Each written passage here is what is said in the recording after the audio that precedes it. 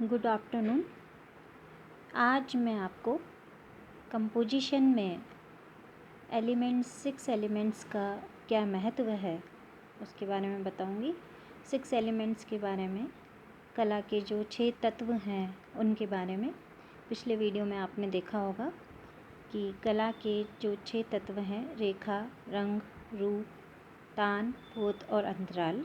Composition में इन सब का क्या महत्व होता है और इन सब के मिलाने से किस प्रकार एक उत्तम चित्र बनाया जा सकता है, ये एलिमेंट्स किस प्रकार अपना काम करते हैं, इसके बारे में बात की थी। तो अभी देखिए, वस्तु चित्रण या चित्र संयोजन में रेखा का क्या महत्व है, लाइन क्या होती है, कैसे बनाई जाती है और ये चित्र में किस तरह से अपना काम करती है। चित्र को महत्वपूर्ण बनाने में, चित्र के संयोजन में, चित्र निर्माण में, सृजन में इसका क्या योगदान है, इसके विषय में जानकारी लेते हैं। जिस रेखा को हम जानते हैं वो 2 बिंदुओं के बीच की दूरी को यदि मिलाया जाए तो एक लाइन ड्रॉ हो जाती है, एक लाइन बन जाती है जो किसी दिशा या गति का संकेत देती है। ये एक ज्योमेट्रिकल परिभाषा है जो कि रेखा की सब लोग जानते हैं, हम सब जानते हैं, हम सब ने अपनी छोटी क्लासेस में पढ़ा है। इस दृष्टि से रेखा सीधी, तिरछी, आड़ी, कोणीय हो सकती है, जो ज्यामितीय रेखाएं कहलाती हैं। लेकिन वास्तव में कला में रेखा का विशेष महत्व है जो कि प्रतीकात्मक होता है और सांकेतिक होता है। कला में जो रेखा बनाई जाती है वो या तो किसी विषय को या किसी आकृति को प्रतीक रूप में दर्शाती है या उसके संकेत मात्र से ही, रेखा के संकेत मात्र से ही उस आकृति का ज्ञान हो जाता है। ये कला में रेखा की इसलिए सबसे अधिक महत्व है क्योंकि केवल संकेत मात्र से, प्रतीक मात्र से ही वह विषय का ज्ञान कराती है। अब वह रेखा जो रूप को अभिव्यक्त करती है तथा आकृति में आकृति भाव को दर्शाती है, कलात्मक रेखा कहलाती है। कलात्मक रेखा जो मन के भावों को अभिव्यक्त करने में सहयोग करती है, आकृति को दर्शाने में, आकृति के भावों को दर्शाने में सहयोग करती है, कलात्मक रेखा कहलाती है। प्रागैतिहासिक गुफा चित्रों से अजंता तक की चित्र शैली में या संपूर्ण विश्व में जहाँ कहीं भी आत्मिक अभिव्यक्ति के लिए चित्रण किया जाता है, सौंदर्य प्राप्ति के लिए चित्रण किया जाता है या अपने आप को, अपने भावों को अभिव्यक्त करने के लिए चित्र बनाया जाता है, वहाँ रेखा की प्रधानता अवश्य रूप से देखी जा सकती है। परंतु ऐसी स्थिति में रेखा प्रत्यक्ष न होकर अप्रत्यक्ष हो जाती है। जहाँ रेखा प्रत्यक्ष होती है वह उसके आकृति को रूप निर्माण में सहायक होती है और जहाँ अप्रत्यक्ष हो जाती है वहाँ उसके भाव निर्माण में, भाव को अभिव्यक्त करने में सहायक होती है। नवीन तकनीक और मिश्रित तानों ने वर्तमान में कलाकृति में रेखा को एक विशेष स्थान दिया है और जैसे जैसे तकनीक बदलती जाती है और रंगों के शेड्स और छाया प्रकाश का प्रभाव चित्र में बढ़ता जाता है, वैसे वैसे कला में रेखा का एक विशेष स्थान बन जाता है। अब देखिए, 2 प्रकार की रेखाएं, एक औपचारिक रेखा फॉर्मल लाइन और दूसरी अनौपचारिक रेखा इनफॉर्मल लाइन।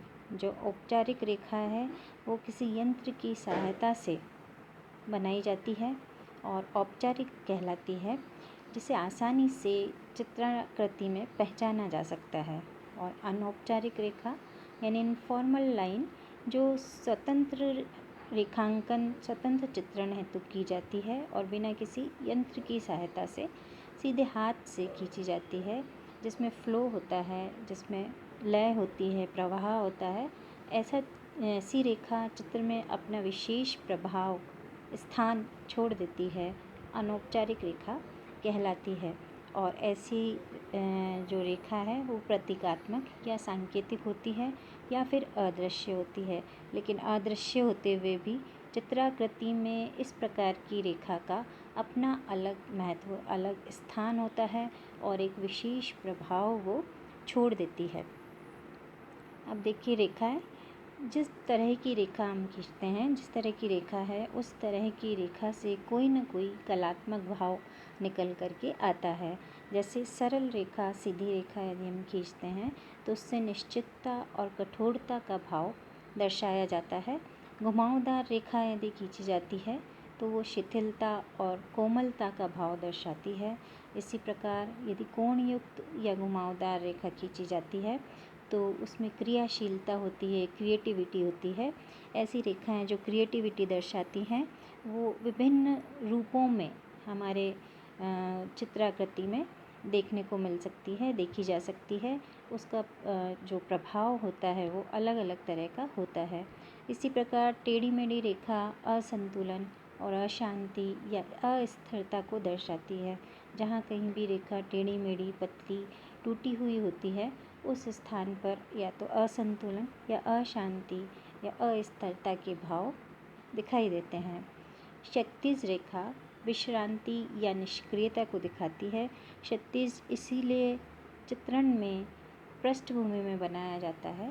ज़्यादातर चित्रण में पृष्ठभूमि में क्षैतिज रेखा को बनाया जाता है ताकि वो विश्रांति और निष्क्रियता का प्रभाव या भाव उत्पन्न कर सकती है। अब रेखा के गुण और महत्व देखते हैं। रेखा का पहला गुण दिशा निर्धारित करना है। चित्र के विभिन्न आकारों को अपनी ओर खींचना और दिशा निर्धारण में काम आता है। जैसे कि कोई भी एक चित्र है, जैसे कि हम देख रहे हैं, तो सीधा दृष्टि जिस वस्तु, जिस विषय, जिस स्थान पर गिरती है उसे आकर्षित करने का कार्य रेखा ही करती है। उस रेखा के माध्यम से ही हम चित्रण में उस निश्चित स्थान को देख पाते हैं जो कि उसके लिए महत्वपूर्ण है। दूसरा, चित्रण में संतुलन, प्रभाविता, सामंजस्य आदि को बनाने का कार्य भी रेखा द्वारा ही किया जाता है। ये चित्र में जहाँ कहीं भी हमें संतुलन बनाना है, उसमें प्रभाव उत्पन्न करना है या उसमें सामंजस्य लाने का कार्य करना है, तो विभिन्न प्रकार की मोटी, पतली, आड़ी, तिरछी रेखाओं के द्वारा यह कार्य किया जा सकता है। विभिन्न रूपों का सृजन भिन्न भिन्न रेखाओं के द्वारा होता है, जिससे आकृति की पहचान होती है। कोई भी आकार या आकृति बनाने के लिए भी हमें विभिन्न प्रकार की रेखाओं का प्रयोग करना पड़ता है, चाहे वो मोटी हो, चाहे वो पतली हो, चाहे वो घुमावदार हो, चाहे वो कोणीय हो। ये विभिन्न प्रकार की रेखाएं मिलकर ही किसी न किसी आकृति को रूप प्रदान करती है और इसीलिए इस कला को रूप प्रदान कला भी कहा जाता है। चित्रण में गहराई, गोलाई, छाया, प्रकाश, कोमलता, सौम्यता आदि का अंकन भी इन रेखाओं के द्वारा ही होता है। यानी चित्र में जितने भी प्रकार के भाव हमको उत्पन्न करने हैं, जितने भी प्रकार के भाव दिखाए जाते हैं, वो सब विभिन्न प्रकार की रेखाओं के द्वारा ही चित्रित किए जा सकते हैं। इसलिए चित्रकला में रेखा का एक विशेष महत्व है और विशेष करके कंपोजिशन में जब हम संयोजन करते हैं या वस्तु चित्रण करते हैं तो हमें रेखा का विशेष महत्व दिखाई देता है। देखिए, रेखा चित्र या रेखाओं का चित्रण में क्या महत्व है उसे दिखाने के लिए मैंने यहाँ पे आपको कुछ फ़ोटो दिखा रही हूँ। कुछ चित्र हैं जिनके माध्यम से आप समझ सकते हैं कि रेखाएं चित्रण में किस प्रकार से अपना प्रभाव छोड़ती है। ये जो नीचे वाले जो चित्र हैं जिसमें विभिन्न प्रकार की आकृतियाँ डक्स की बनी हुई हैं, इसमें एक ही तरह की आकृति से विभिन्न भिन्न भाव उत्पन्न हो रहे हैं। यानी किसी चीज़ को यदि गति देनी है, आगे उसे बढ़ाना है, उसमें क्रियाशीलता दर्शानी है, तो हमें किस किस तरह की रेखाओं का कैसे कैसे प्रयोग करना चाहिए, ये हम उसमें इस चित्र में देख सकते हैं। इसके ऊपर का जो चित्र है जिसमें एक पेड़ बना हुआ है और इस पेड़ को स्वतंत्र रेखांकन के द्वारा फ्री हैंड स्टाइल में बनाया गया है। इस प्रकार की जो चित्र होते हैं उनमें फ़्लो और लय ज़्यादा होता है, तो रेखा का इस पूरे चित्र में जो प्रभाव है वो लयात्मक है।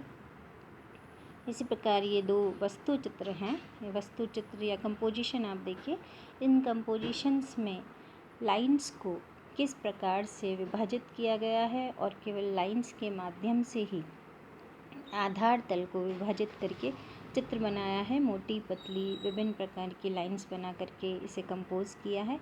तो इस प्रकार कंपोजिशन में, वस्तु चित्रण में या किसी भी प्रकार की चित्र आकृति को बनाते समय रेखा का एक विशेष महत्व होता है।